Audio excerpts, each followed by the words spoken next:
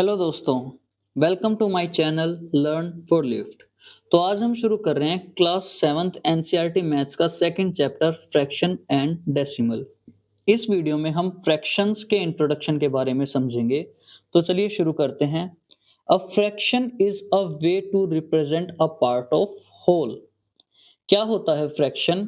Fraction किसी भी complete चीज के पार्ट्स को रिप्रेजेंट करने का तरीका होता है। कैसे? एक एग्जांपल से समझते हैं। मान लीजिए आप किसी पिज़्ज़ा शॉप पे पिज़्ज़ा खाने के लिए जाते हो और जो आपका पिज़्ज़ा है, वो कंप्लीट पिज़्ज़ा 4 हिस्सों में कट के आता है, ठीक है? और 4 हिस्सों में से आपने एक पिज़्ज़ा को खा लिया, एक हिस्से को खा लिया, एक ये वाले हिस्से को आपने खा लिया, ठीक है? तो 4 में से कितना हिस्सा खाया आपने? 1। 4 में से 1। इस तरीके से हम फ्रैक्शन को रिप्रेजेंट करेंगे, ठीक है? टोटल पिज़्ज़ा के 4 हिस्से थे जिसमें से 1 आपने खाया है। फ्रैक्शन में हमारे 2 पार्ट्स होते हैं, ये न्यूमरेटर और डिनोमिनेटर। नीचे वाले को हम डिनोमिनेटर बोलते हैं और ऊपर वाले को हम न्यूमरेटर बोलते हैं। आप इस तरीके से ध्यान रख लेना कि नीचे इंग्लिश में डाउन बोलते हैं ना, डाउन, तो डाउन के डी से डिनोमिनेटर, ठीक है? और नीचे वाला डिनोमिनेटर है तो ऊपर वाला न्यूमरेटर होगा। यहाँ पे न्यूमरेटर और डिनोमिनेटर की डेफिनेशंस भी लिखी हैं कि the number written above the line, वो नंबर जो लाइन के ऊपर लिखा हुआ है उसको हम न्यूमरेटर बोलते हैं। It shows how many parts are taken, और ये क्या शो करता है कि कितने पार्ट्स टेकन किए गए हैं, लिए गए हैं कितने पार्ट्स, ठीक है? डिनोमिनेटर क्या है? The number written below the line, वो नंबर जो लाइन के बिलो लिखा होता है, नीचे लिखा होता है, उसको डिनोमिनेटर बोलते हैं। और ये क्या शो करता है कि how many equal parts the whole is divided into, जो वो टोटल था वो कितने पार्ट्स में डिवाइड किया गया, कंप्लीट जो था, जो भी ऑब्जेक्ट, कोई भी चीज हो, कोई भी शेप हो, कोई भी ऑब्जेक्ट हो, कुछ भी हो, उसको टोटल कितने पार्ट्स में डिवाइड किया है। जैसे यहाँ पे हमने एग्जांपल पिज्जा का लिया है, तो ये कंप्लीट पिज्जा टोटल 4 हिस्सों में डिवाइड किया गया है ना? तो डिनोमिनेटर में जो ये 4 लिया हमने, ये टोटल हिस्सों, टोटल पार्ट्स को शो कर रहा है। इस कंप्लीट पिज्जा को हमने 4 पार्ट्स में डिवाइड किया है, तो 4 होगा टोटल पार्ट्स। खा लिए कितने? 1 पार्ट खाया, जितना आपने ले लिया वो ऊपर न्यूमरेटर में लिखोगे। तो इस तरीके से हम किसी भी कंप्लीट चीज को, किसी भी कंप्लीट ऑब्जेक्ट के हिस्सों को, पार्ट्स को फ्रैक्शन में शो करते हैं, ठीक है? नेक्स्ट है, हम देखते हैं फ्रैक्शन की टाइप्स क्या-क्या होंगी। तो सबसे पहले है प्रॉपर फ्रैक्शन, फिर है इम्प्रॉपर फ्रैक्शन, फिर है मिक्स्ड फ्रैक्शन। चलिए देखते हैं एक-एक करके तीनों टाइप्स को। मैं यहाँ पे एक फ्रैक्शन लिख रहा हूँ 2/5, ठीक है? इस फ्रैक्शन में ये 2 है हमारा न्यूमरेटर और ये 5 है हमारा डिनोमिनेटर। इतना तो क्लियर हो गया था कि नीचे वाले को हम डिनोमिनेटर बोलते हैं और ऊपर वाले को हम न्यूमरेटर बोलते हैं। और जब जिस फ्रैक्शन में न्यूमरेटर जो है वो छोटा हो, न्यूमरेटर छोटा हो और डिनोमिनेटर बड़ा हो, वो होती है हमारी प्रॉपर फ्रैक्शन। जिस भी फ्रैक्शन में न्यूमरेटर छोटा हो और डिनोमिनेटर बड़ा हो, वो होती है प्रॉपर फ्रैक्शन। और जिस फ्रैक्शन में, यहाँ पे एक फ्रैक्शन मैं लिखूं 5/2 लिख रहा हूं यहाँ पे, ठीक है? 5 ऊपर लिखा हुआ है इसलिए ये न्यूमरेटर है, नीचे 2 लिखा हुआ है इसलिए ये डिनोमिनेटर है। जिस फ्रैक्शन में न्यूमरेटर बड़ा हो और डिनोमिनेटर छोटा हो, वो होती है हमारी इम्प्रॉपर फ्रैक्शन। आपको अगर याद रखने में कंफ्यूजन है तो मैं एक एग्जांपल आपको दे देता हूँ। उस एग्जांपल से आपको ये क्लियरली याद रह जाएगा कि आपने किसी ऐसे इंसान को तो देखा ही होगा जिसका सिर छोटा है लेकिन पेट बड़ा है ना?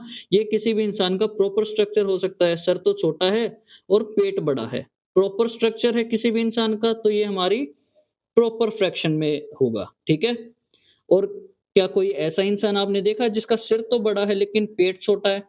कार्टून्स के अलावा, ये मत कहना कि सर डोरेमोन का सर उसके शरीर से बड़ा है, कार्टून्स के अलावा। क्या रियल में ऐसा आपने देखा कि सर तो बड़ा है लेकिन शरीर छोटा है? नहीं, नहीं होता ऐसा। ये एक इम्प्रॉपर बॉडी स्ट्रक्चर है ना? तो इसको रिलेट करेंगे हम इम्प्रॉपर फ्रैक्शन से। सर छोटा है, शरीर बड़ा है, प्रॉपर बॉडी स्ट्रक्चर है, तो प्रॉपर फ्रैक्शन, क्योंकि इसमें न्यूमरेटर छोटा है और डिनोमिनेटर बड़ा है। सर बड़ा है, शरीर छोटा है।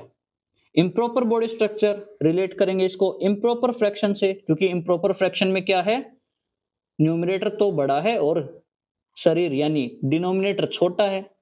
इस तरीके से आप इसको एग्जाम्पल से याद रख सकते हैं, समझ सकते हैं, भूलना मत बस इस चीज को, कंफ्यूजन हो जाती है कई बार बच्चों को इसमें प्रॉपर फ्रैक्शन और इम्प्रॉपर फ्रैक्शन में। ठीक है, नेक्स्ट है मिक्स्ड फ्रैक्शन। मिक्स्ड फ्रैक्शन के लिए मैं एक एग्जांपल लेता हूं कि मान लो मेरे पास एक चॉकलेट है ये, और दूसरी चॉकलेट है जिसमें मैं 5 हिस्से कर देता हूं, 1 2 3 4 और ये 5। ठीक है, एक चॉकलेट तो पूरी है मेरे पास और दूसरी चॉकलेट के 5 हिस्से कर देता हूं, जिसमें 2 हिस्सों को मैंने खा लिया, 2 हिस्सों को मैंने खा लिया। ये तो मैंने पूरी खा ली, ये वाली चॉकलेट पूरी खा ली, और इसमें से मैंने क्या किया, 5 हिस्से थे, 2 हिस्से खा लिए। ऐसे ही बताओगे ना फ्रैक्शन में, एक पूरी चॉकलेट के मैंने टोटल 5 हिस्से किए जिसमें से 2 हिस्से खा लिए, तो फ्रैक्शन में कैसे बनाओगे भाई, टोटल 5 हिस्से थे, डिनोमिनेटर जो कि टोटल को शो करेगा, ठीक है, और ये न्यूमरेटर जितने मैंने खा लिए। अब ओवरऑल मैंने कितनी चॉकलेट खाई, एक तो मैंने पूरी खाई है और दूसरी में मैंने 5 हिस्सों में से 2 हिस्से खाए हैं। इसी तरीके से खाया है ना? एक चॉकलेट तो पूरी खाई है और दूसरी चॉकलेट के 5 हिस्सों में से 2 हिस्से खाए हैं। तो इस तरीके से जब भी आपको कोई फ्रैक्शन लिखी हुई मिल जाए जिसमें एक तो होल नंबर है और दूसरा फ्रैक्शन है, इसको हम बोलते हैं मिक्स्ड फ्रैक्शन। ठीक है, एक तो होल नंबर है और दूसरा फ्रैक्शन, तो होल नंबर प्लस फ्रैक्शन, ऐसा कुछ आपको लिखा दिख जाए वो होती है हमारे मिक्स्ड फ्रैक्शन। क्लियर है भाई आपको? ये है हमारी मिक्स्ड फ्रैक्शन। आई होप तीनों टाइप्स आपको क्लियर हो गई होंगी, प्रॉपर फ्रैक्शन, इम्प्रॉपर फ्रैक्शन और मिक्स्ड फ्रैक्शन। नेक्स्ट हम चलते हैं अब simplest form of fraction. Fraction तो आपने समझ ली क्या होती है, अब फ्रैक्शंस की सिंपलेस्ट फॉर्म क्या होती है वो हम देखेंगे। तो पहले मैं यहाँ पे कोई एग्जांपल लिख लेता हूँ, किसी फ्रैक्शन का कोई फ्रैक्शन लिखूं तो मैं यहाँ पे 36 बाय में 45, ये एक फ्रैक्शन मैंने लिख ली। ठीक है, और इस फ्रैक्शन को सिंपलेस्ट फॉर्म में लिखना है। सिंपलेस्ट फॉर्म में लिखने का मतलब है कि इस फ्रैक्शन की सबसे छोटी फॉर्म में मुझे लिखना है, और वो मैं कैसे लिखूंगा, मैं इन दोनों नंबर को, न्यूमरेटर और डिनोमिनेटर को, दोनों को किसी सेम नंबर से डिवाइड करूंगा। ये दोनों किसी सेम टेबल में डिवाइड होने चाहिए। ठीक है, और जब तक डिवाइड होते जाएंगे तब तक करेंगे, जब ये डिवाइड होने बंद हो जाएंगे मतलब वो हमारी इसकी सिंपलेस्ट फॉर्म आ जाएगी। तो चलो देखते हैं, सबसे पहले सबसे छोटी टेबल 2 की होती है। 2 की टेबल में 36 तो डिवाइड हो जाएगा लेकिन 45 डिवाइड नहीं होगा। हमें क्या चाहिए, दोनों न्यूमरेटर और डिनोमिनेटर किसी सेम टेबल में कैंसिल हो। तो 2 से 36 तो डिवाइड होता है लेकिन 45 डिवाइड नहीं होता, तो 2 से कैंसिल नहीं कर सकते इसको। नेक्स्ट नंबर 3 से देखेंगे, 3 से 36 भी डिवाइड हो जाएगा और 3 से 45 भी डिवाइड हो जाएगा। तो चलो करते हैं इसको, 3 से 36 कितने पे डिवाइड हुआ, 3 1 जा 3, 3 2 जा 6, 12 पे, और 45 कितने पे डिवाइड होगा, 3 1 जा 3, 3 5 जा 15, 15 पे। तो इन दोनों को मैंने जब 3 से डिवाइड किया तो क्या आया, 12/15 आया। लेकिन ये भी सिंपलेस्ट फॉर्म नहीं है, क्योंकि इसको भी हम कैंसिल कर सकते हैं, किसी सेम टेबल में डिवाइड कर सकते हैं। किससे करेंगे, देखो 2 से अगर करें तो 2 से 12 तो हो जाएगा, 15 नहीं होगा। 3 से करें तो 3 से 12 और 15 दोनों डिवाइड हो जाते हैं। तो 3 से 12 को डिवाइड किया, ये 4 पे गया, 3 4 जा 12, 3 को 15 से 3 से 15 को डिवाइड किया तो 5 पे जाएगा, ये 3 5 जा 15। तो अब फ्रैक्शन आई है 4/5। क्या 4/5 किसी सेम टेबल में डिवाइड हो सकते हैं? तो 4 और 5 सेम टेबल में डिवाइड नहीं हो सकते। तो ये होगी हमारी फ्रैक्शन की सिंपलेस्ट फॉर्म। सबसे पहले जो हमारी फ्रैक्शन मैंने ली थी 36/45 थी, जिसको कैंसल आउट करके फाइनली हमने लिखा है क्या अब 4/5। 4/5 36/45 की सिंपलेस्ट फॉर्म है। एक और एग्जांपल लेते हैं हम, एक और एग्जांपल लेके सॉल्व करते हैं। मैं यहाँ पे कोई फ्रैक्शन लिख देता हूँ 28/72। ठीक है, ये एक फ्रैक्शन मैंने लिख दी 28/72। अब हमें क्या करना है, ये सिंपलेस्ट फॉर्म नहीं है, इसको सिंपलेस्ट फॉर्म में लेके आएंगे। सिंपलेस्ट फॉर्म कब होगी, जब वो न्यूमरेटर और डिनोमिनेटर किसी भी सेम नंबर से किसी भी सेम टेबल में डिवाइड होना बंद हो जाए, तब वो सिंपलेस्ट फॉर्म होगी। अभी इसको डिवाइड कर सकते हैं हम। तो देखो सबसे पहले छोटा नंबर 2 से डिवाइड करेंगे तो 28 भी डिवाइड हो जाएगा और 72 भी डिवाइड हो जाएगा।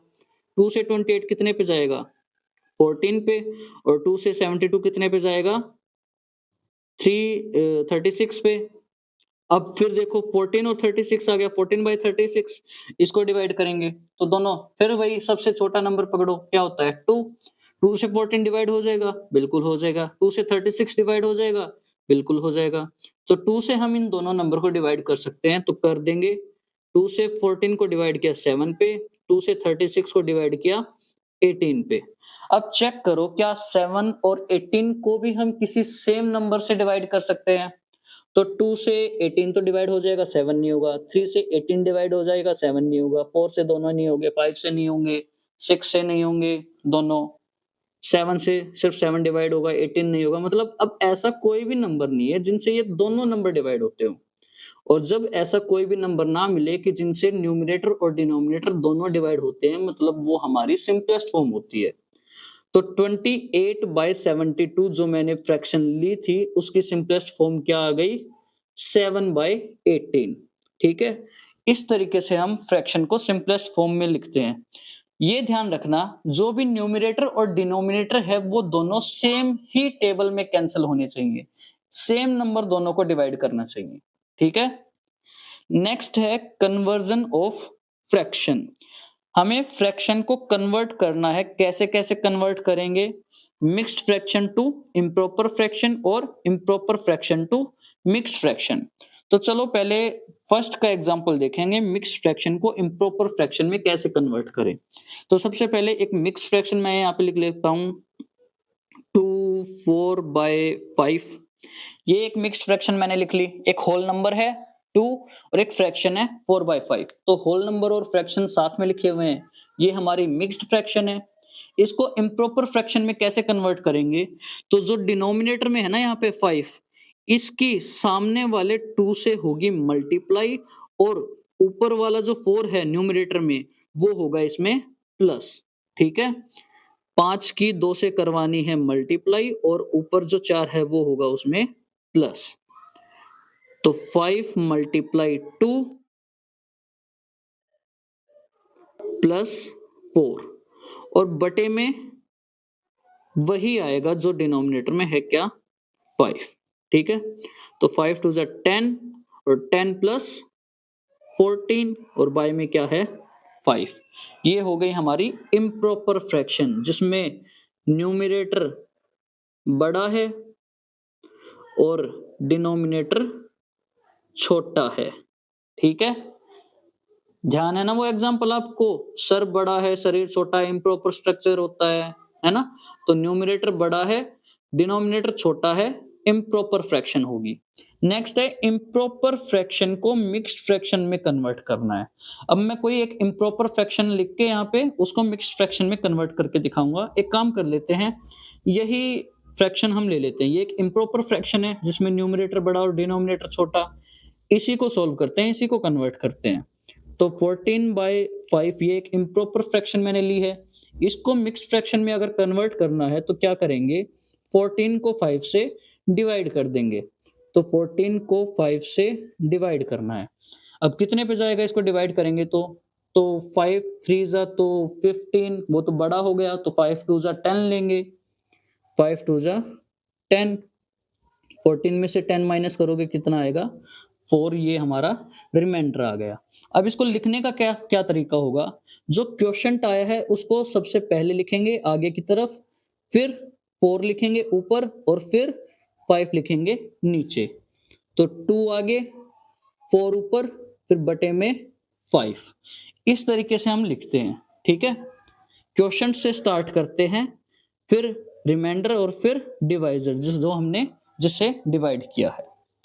ये होगी हमारी मिक्स्ड फ्रैक्शन। नेक्स्ट है इक्विवेलेंट फ्रैक्शन। तो इक्विवेलेंट फ्रैक्शन क्या होता है समझिए। आपको बुक में भी ऐसे क्वेश्चन मिलेंगे कि ये एक फ्रैक्शन है, मान लो मैंने लिख दिया 2/5, ठीक है? इसकी 5 इक्विवेलेंट फ्रैक्शंस बताओ। इस तरीके से आपको क्वेश्चन मिल जाएंगे, तो उसमें आपको क्या करना पड़ेगा, आपको 2/5 ये जो फ्रैक्शन है इसमें कोई नंबर को मल्टीप्लाई करवाना पड़ेगा। किसी सेम नंबर को आप न्यूमरेटर और डिनोमिनेटर दोनों में मल्टीप्लाई करोगे, और दोनों में मल्टीप्लाई इसलिए करोगे ताकि हमारी फ्रैक्शन चेंज ना हो। जैसे 2/5 है, इसकी 5 इक्विवेलेंट फ्रैक्शन बतानी है मुझे, तो मैं क्या करूंगा, 2 मल्टीप्लाई कर रहा हूं मैं यहाँ पे, 2 को न्यूमरेटर में भी मल्टीप्लाई किया और 2 को डिनोमिनेटर में भी मल्टीप्लाई किया, तो क्या बन जाएगा ये 2 2 4 और 5 2 10। तो जो ये 4/10 है ये 2/5 के इक्विवेलेंट है। क्यों है इक्विवेलेंट? जब आप इसको कैंसल आउट करोगे तो ये 2/5 ही निकल के आएगा। कैसे? भाई अभी आपने दोनों में 2 मल्टीप्लाई किया, यानी 4 में और 10 में दोनों में ही 2 कॉमन है, तो 2 से 2 कट के ये 2/5 ही निकलेगा, है ना? 4/10 को आप कैंसल आउट करोगे तो 2 से 4 गया 2 पे और 2 से 5 गया 2 से 10 गया 5 पे, तो 2/5 फ्रैक्शन निकल के आएगी। तो इस तरीके से जो आपने नंबर न्यूमरेटर और डिनोमिनेटर में मल्टीप्लाई किया है उससे एक इक्विवेलेंट फ्रैक्शन निकल के आएगी। ऐसे ही और बताने हो तो 2/5 में आप ऊपर भी 3 मल्टीप्लाई कर दो, नीचे भी 3 मल्टीप्लाई कर दो, तो 2 3 जा 6, 5 3 जा 15। तो ये 6/15 जो है ये 2/5 के इक्विवेलेंट है, क्योंकि अगर आप 6/15 को कैंसल आउट करके भी देखोगे तो जो इसकी सिंपलेस्ट फॉर्म आएगी वो 2/5 ही आएगी। ऐसे ही 2/5 में और आप कर सकते हो 4 मल्टीप्लाई कर लो, मतलब जो भी मल्टीप्लाई कर रहे हो वो न्यूमरेटर और डिनोमिनेटर दोनों में करना पड़ेगा, ठीक है? ताकि मल्टीप्लाई करने के बाद जो भी आए वो जो हमारी ओरिजिनल फ्रैक्शन थी 2/5 उसके इक्विवेलेंट हो। तो इस तरीके से आपको क्वेश्चंस मिल जाएंगे। और आपको कैसे क्वेश्चन मिलेंगे, आपको 2 फ्रैक्शंस दे रखी होंगी और पूछा होगा कि बताओ कि क्या ये फ्रैक्शन एक दूसरे के इक्विवेलेंट है या नहीं है। किस तरीके से? एग्जांपल लेते हैं हम, जैसे एक फ्रैक्शन मैं लिख देता हूं यहाँ पे 12/36 और एक फ्रैक्शन लिख देता हूं मैं यहाँ पे 15/45। ये दोनों फ्रैक्शन एक दूसरे के इक्विवेलेंट हैं या नहीं है, ये हमें चेक करना है। तो कैसे चेक करेंगे? दोनों फ्रैक्शंस की सिंपलेस्ट फॉर्म लिख लो। दोनों को कैंसल आउट करूं मैं, मुझे देखना होगा कि दोनों किसी सेम टेबल में कैंसल होते हैं या नहीं होते। आप चाहो तो सबसे छोटे टेबल से चेक कर सकते हो, ठीक है? 2 से चेक कर लिया, फिर नहीं हो रहा तो 3 से चेक कर लिया, नहीं हो रहा तो 4 से चेक कर लिया। या अगर आपको डायरेक्ट पता है कि ये किसी सेम टेबल में डायरेक्टली कैंसल होते हैं, तो आप डायरेक्टली भी कर सकते हो। जैसे 12 और 36 दोनों 12 के टेबल में कैंसल हो रहे हैं, तो 12 से 12 कट गया 1 पे और 12 से 36 कट गया 3 पे। 12 1 जा 12, 12 3 जा 36। तो ये आई फ्रैक्शन 1/3। ऐसे ही 15/45, अगर आपको डायरेक्ट पता है कि ये 15 के टेबल में डिवाइड हो रहे हैं तो बहुत बढ़िया, वरना आप सबसे छोटे टेबल 2 से शुरू कर सकते हो। 2 से चेक करो, नहीं होते डिवाइड, फिर 3 से चेक करो, होते हैं डिवाइड, ठीक है। अगर नहीं हो रहे तो आगे 4 से चेक करो। इस तरीके से आप छोटे से बड़े की तरफ आ सकते हो। और डायरेक्ट पता है तो डायरेक्ट कर दो। 15 और 45 दोनों 15 के टेबल में कैंसिल हो सकते हैं, दोनों ही 15 के टेबल से डिवाइड होते हैं। तो करेंगे जब इसको, तो 15 1 जा 15, 15 3 जा 45, इसको भी डिवाइड किया 15 से, तो ये कितना आया 1/3। जो 12/36 था वो भी 1/3 आया, 15/45 था वो भी 1/3 आया। दोनों इक्वल हैं एक दूसरे के, बिल्कुल इक्वल हैं। तो इस तरीके से हमारे पास क्वेश्चन होंगे कि कोई भी 2 फ्रैक्शन है, वो बताओ एक दूसरे के इक्विवेलेंट है या नहीं है। तो कैसे बताओगे आप? दोनों को सिंपलेस्ट फॉर्म में लिख लो। अगर सिंपलेस्ट फॉर्म में लिखने के बाद वो दोनों एक दूसरे के इक्वल हैं, तो हाँ वो दोनों फ्रैक्शंस आपस में इक्विवेलेंट थी। अगर सिंपलेस्ट फॉर्म में इक्वल नहीं आते तो वो दोनों फ्रैक्शन इक्विवेलेंट नहीं थी। क्लियर है? एक एग्जांपल और करें इसका। तो चलो एक एग्जांपल और देख लेते हैं। मैं यहाँ पे फ्रैक्शन लिख देता हूँ 7/35 और 9/81। ठीक है, तो सोल्व करते हैं। दोनों देखो किसी सेम टेबल में कैंसिल होते हैं या नहीं होते। तो 7 के टेबल में 7 वन जा पे कैंसिल गया और 35 फाइव जा पे, तो ये आया 1/5। 9 के टेबल में 9 वन जा पे गया और 81 9 पे गए, तो ये आया 1/9। ये तो 1/5 है और ये 1/9 है। क्या ये सेम है? नहीं है सेम, दोनों अलग-अलग हैं। तो ये एक दूसरे के इक्विवेलेंट नहीं है। ठीक है? इस तरीके से आप इक्विवेलेंट फ्रैक्शंस को चेक करेंगे। ऐसे भी आपको क्वेश्चन मिलेंगे कि बताओ इस फ्रैक्शन के 5 इक्विवेलेंट फ्रैक्शन क्या होंगी, और इस तरीके से भी आपको क्वेश्चन मिल जाएंगे कि क्या ये फ्रैक्शंस एक दूसरे के इक्विवेलेंट हैं या नहीं है। नेक्स्ट है, अब नेक्स्ट टॉपिक आता है हमारा एडिशन एंड सब्ट्रैक्शन। अब हमें फ्रैक्शंस को ऐड और सब्ट्रैक्ट करना है। तो चलिए देखते हैं कि हम फ्रैक्शंस को ऐड और सब्ट्रैक्ट कैसे करेंगे। मैं दो फ्रैक्शंस यहाँ पे लिख लेता हूँ। एक मैंने लिख दी यहाँ पे 3/5 और एक मैं लिख देता हूँ 4/5। ये दो फ्रैक्शन है, इनको करना हमें ऐड। तो फ्रैक्शंस को ऐड या सब्ट्रैक्ट करते टाइम आपको सिर्फ एक बात देखनी है कि इनके जो डिनोमिनेटर्स हैं वो सेम है या नहीं है। यहाँ पे जो दो फ्रैक्शंस मैंने लिखी हैं 3/5 और 4/5, दोनों में डिनोमिनेटर 5 है, दोनों के डिनोमिनेटर सेम है। तो जो हम आंसर लिखेंगे यहाँ पे उसमें डिनोमिनेटर 5 ही होगा और ऊपर जो न्यूमरेटर हैं उनको डायरेक्टली ऐड कर देंगे। ठीक है, तो 3 + 4 होगा 7।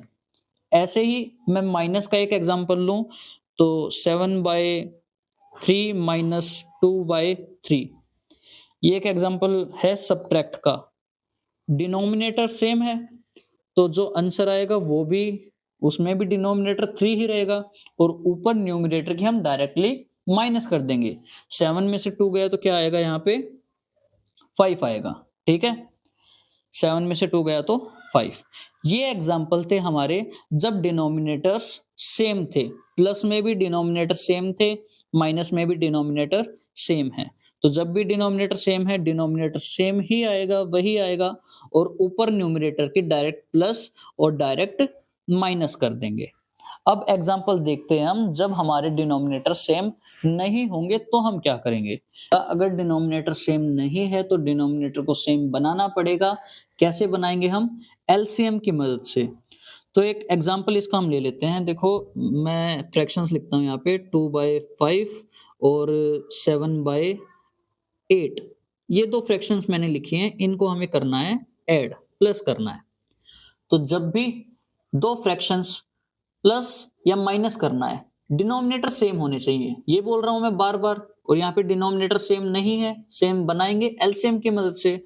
तो 5 और 8 इन दोनों का एलसीएम देखना पड़ेगा हमें कितना आएगा। ठीक है, तो 5 और 8 का एलसीएम निकालोगे तुम इस तरीके से, तो एलसीएम कितना आएगा 40। एलसीएम आ जाएगा 40। अब हमें क्या करना है, जो ये डिनोमिनेटर में 5 और 8 हैं इनको हमें 40 बनाना पड़ेगा। कैसे बनाएंगे? 2/5 7/8 ये फ्रैक्शन है, डिनोमिनेटर में 40 बनाना है, तो 5 को 40 बनाने के लिए 8 से मल्टीप्लाई कर देंगे। और अगर नीचे 8 से मल्टीप्लाई कर रहे हो तो ऊपर भी 8 से मल्टीप्लाई करना पड़ेगा।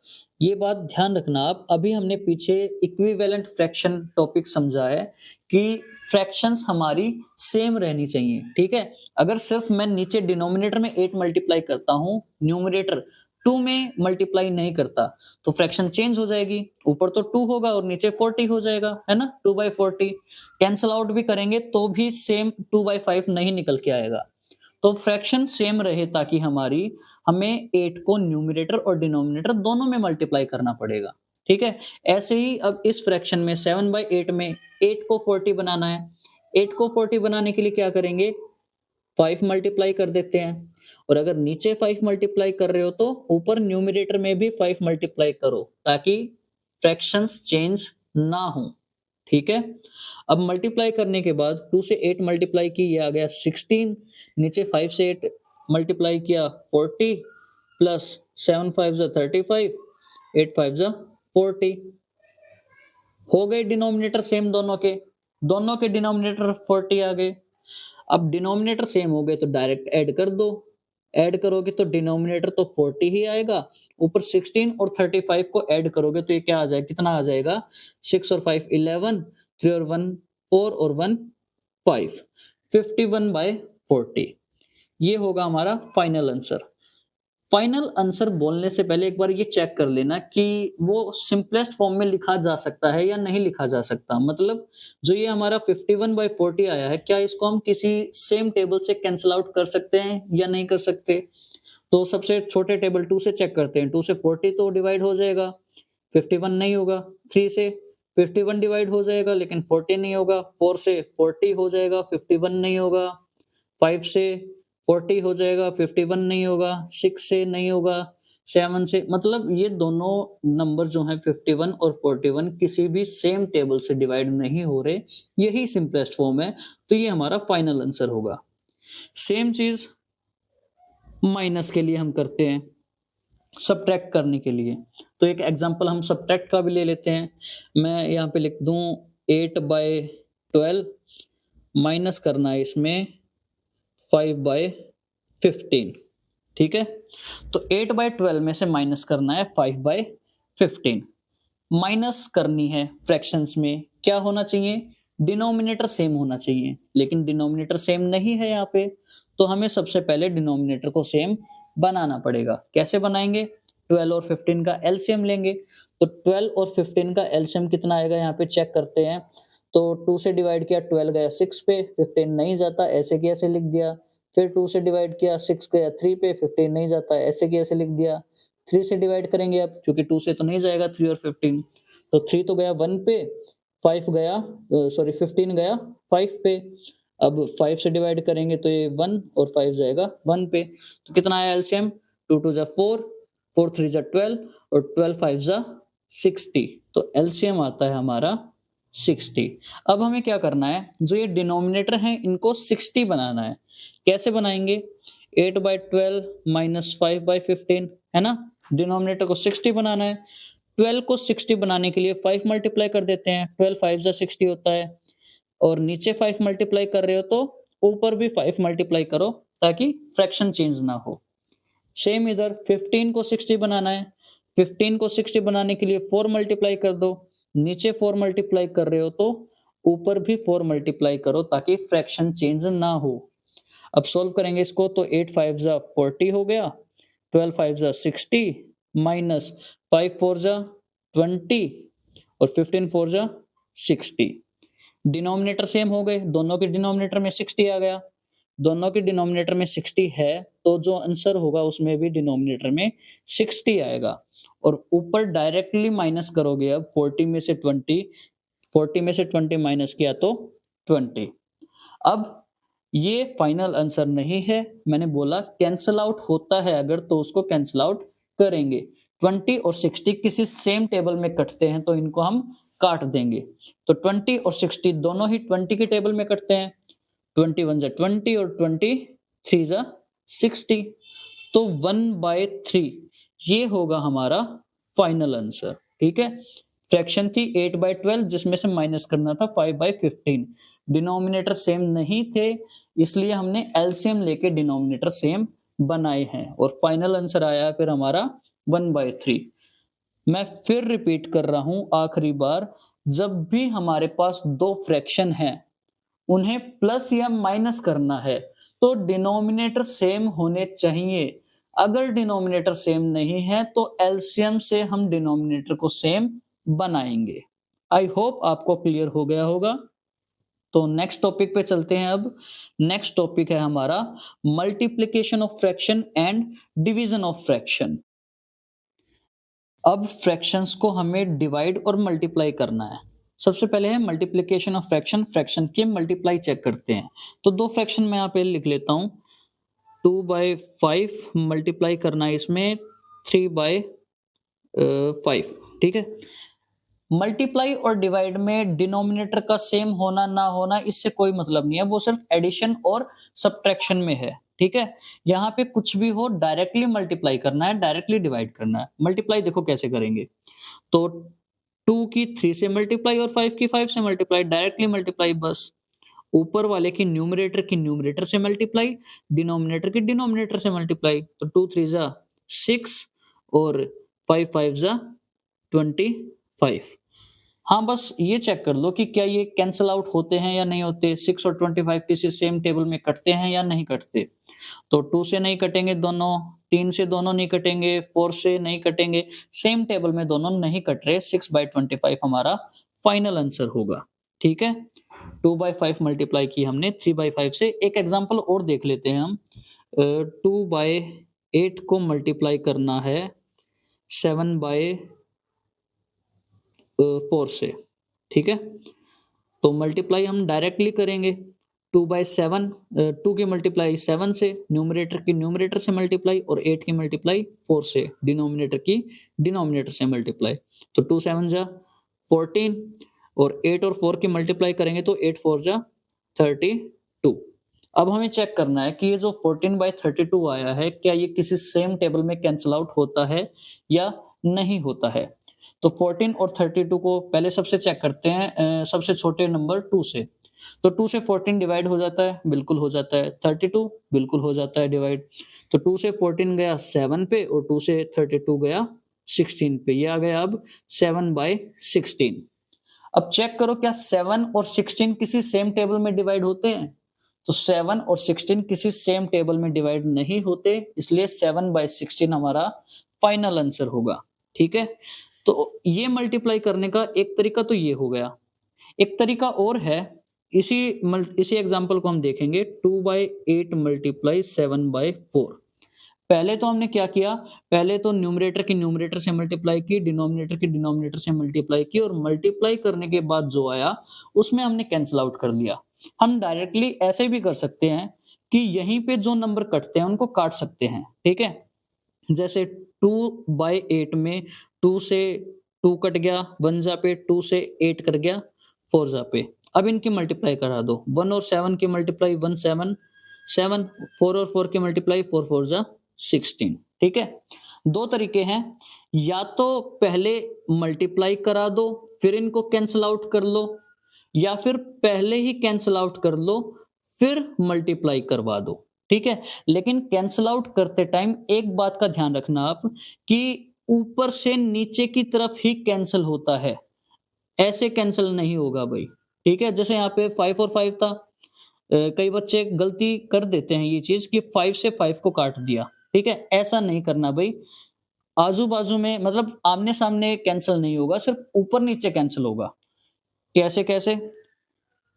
ये दो फ्रैक्शन है, मान लो मल्टीप्लाई करनी है, तो या तो ये कैंसिल्स हो सकते हैं आपस में, न्यूमरेटर डिनोमिनेटर, या ये न्यूमरेटर डिनोमिनेटर कैसे कैंसिल हो सकते हैं, या फिर इस न्यूमरेटर से ये डिनोमिनेटर कैंसिल हो सकता है क्रॉस में, ऊपर नीचे हैं लेकिन दोनों। ठीक है, या फिर इस न्यूमरेटर से ये डिनोमिनेटर कैंसिल हो सकता है। होंगे ऊपर नीचे ही, न्यूमरेटर से डिनोमिनेटर ही। ठीक है, न्यूमरेटर से न्यूमरेटर कैंसिल नहीं होगा, डिनोमिनेटर से डिनोमिनेटर कैंसिल नहीं होगा। तो इस तरीके से आप, ये दोनों तरीके मैंने बता दिए, या तो डायरेक्ट मल्टीप्लाई करो फिर कैंसिल आउट करो, या फिर पहले ही कैंसिल आउट कर लो फिर मल्टीप्लाई कर लो। ठीक है, लास्ट टॉपिक है हमारा डिवीजन ऑफ फ्रैक्शन। अब हमें फ्रैक्शंस को डिवाइड करना है। तो दो फ्रैक्शंस मैं यहाँ पे लिख दूं, 2/7, इसको हमें डिवाइड करना है 3/5 से। ठीक है, तो डिवाइड करते टाइम हमेशा एक बात का ध्यान रखना कि जो हमारी पहली फ्रैक्शन 2/7 वो तो सेम ही रहेगी। डिवाइड का साइन मल्टीप्लाई में बदल जाएगा, और डिवाइड के बाद जो फ्रैक्शन है 3/5 ये उल्टी हो जाएगी, रेसिप्रोकल हो जाएगी। 3/5 का 5/3 हो जाएगा। ठीक है, आपको ये चीज ध्यान रखनी है डिवाइड में, कि डिवाइड का साइन जो है वो मल्टीप्लाई में बदल जाता है, और डिवाइड के बाद जो फ्रैक्शन लिखी होती है वो रेसिप्रोकल हो जाती है। यहाँ पे हमने यही किया है। पहले 2/7 थी, ये तो 2/7 ही आई, same fraction as it is. Divide का साइन मल्टीप्लाई में बदल गया, और डिवाइड के बाद जो फ्रैक्शन थी वो उल्टी हो गई, 3/5 का 5/3 हो गया। अब देखो ये मल्टीप्लाई वाला क्वेश्चन बन गया, और मल्टीप्लाई वाला क्वेश्चन अभी हमने यहाँ पे समझा है कैसे सोल्व करना है। तो इसकी मल्टीप्लाई कर दो डायरेक्टली सोल्व। तो कुछ कटता है, नहीं कटता, डायरेक्टली में मल्टीप्लाई कर दो। 2 5 जा 10 और नीचे 7 3 जा 21। ठीक है, 10 और 21 दोनों किसी सेम टेबल में कैंसल नहीं होते। ये हमने यहीं पे देख लिया था। देखो कुछ भी नहीं कट रहा आपस में, 2 से 7 नहीं कट रहा, 3 नहीं कट रहा या 5 से ऊपर-नीचे कुछ नहीं कट रहा, ठीक है? 2 तरीके थे ना ये मल्टीप्लाई करने के लिए, या तो मल्टीप्लाई करके फिर कैंसल कर लो या पहले ही कैंसल कर लो फिर मल्टीप्लाई कर लो। तो यहीं पे चेक कर लो कुछ कटता है या नहीं कटता, बाद में झंझट ही नहीं है उसकी। मैं तो कहूँगा कि ये तरीका आसान है, पहले ही जो कटता है सिंपली उसको काट लो फिर मल्टीप्लाई कर लो, बाद में चेक करने से तो बढ़िया ही है, ठीक है? तो ये हमारी डिवीज़न भी हो गई यहाँ पे। बस ध्यान रखो कि डिवाइड को मल्टीप्लाई में बदलो और डिवाइड के बाद वाली फ्रैक्शन को रेसिप्रोकल कर दो, उल्टी कर दो। तो ये थी हमारी एक्सरसाइज सॉरी हमारे चैप्टर का इंट्रोडक्शन, सिर्फ फ्रैक्शन का इंट्रोडक्शन। डेसिमल अभी बचता है, उसके लिए सेकंड पार्ट आएगा वीडियो का डेसिमल के इंट्रोडक्शन के लिए। आई होप आपको समझ में आ गया होगा। नेक्स्ट वीडियो में डेसिमल समझेंगे, हम डेसिमल का कंप्लीट इंट्रोडक्शन करेंगे और complete 7th class NCERT maths की सीरीज इस चैनल पे बनाई जा रही है, जिसकी प्लेलिस्ट तैयार हो चुकी है। आप आने वाली सारी वीडियोस के नोटिफिकेशन के लिए चैनल को सब्सक्राइब कर लें। वीडियो अच्छी लगी हो तो लाइक करें और अपने दोस्तों के साथ शेयर करें। Thank you.